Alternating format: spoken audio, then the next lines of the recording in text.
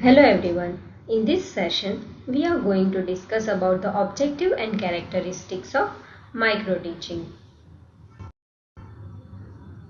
First of all, let's understand about the objective of microteaching. So the first objective is to enable teacher trainees to learn and assimilate new teaching skill under controlled condition.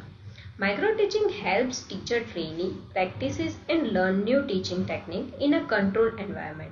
This means they can try out different skills such as explaining concept, asking questions, or using visual aid without the pressure of a full classroom. By focusing on specific skill, trainees get a chance to repeat and refine them, helping them to better understand and incorporate these techniques into their regular teaching practices. Second one is to enable teacher trainees to master a number of teaching skills. Through repeated practice, microteaching allows teacher trainees to master various important teaching skills. Instead of trying to focus on everything at once, trainees work on one skill at a time and make sure they understand and can use that skill effectively. This targeted practice builds a strong foundation in key teaching areas like questioning, classroom management, and student engagement.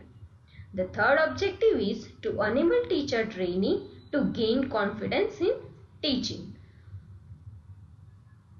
We know that microteaching gives teacher trainee the opportunity to practice teaching in a safe, low pressure environment.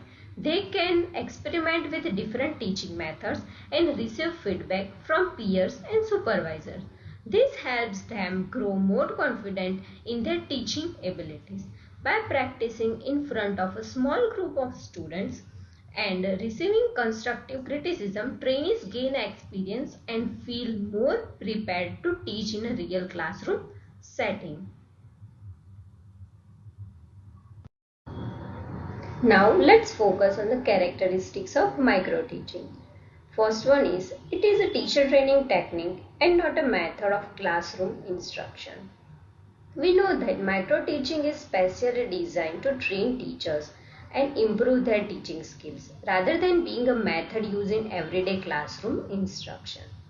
Second one is, it is a micro in the sense that it scales down the complexities of a real teaching. It simplifies the teaching process by focusing on specific skills, and it also reduces the challenges which are found in the regular classroom setting. The next one is, out of the content, a single concept is taken up at a time.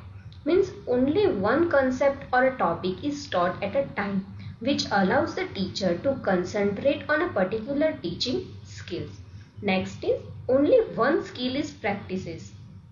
The focus is on developing a single teaching skills like questioning or explanation to enhance the new teacher training abilities, or we can say that pre-service teachers.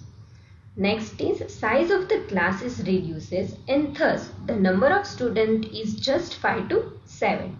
Here such small class is more advisable so that the teacher has a manageable group and makes it easier to focus on skill development. Next is, duration of each micro lessons is 5 to 7 minutes. We know that micro lessons are short, lasting only for 5 to 7 minutes, focusing on practicing a single skill in a condensed time frame. Next one is feedback.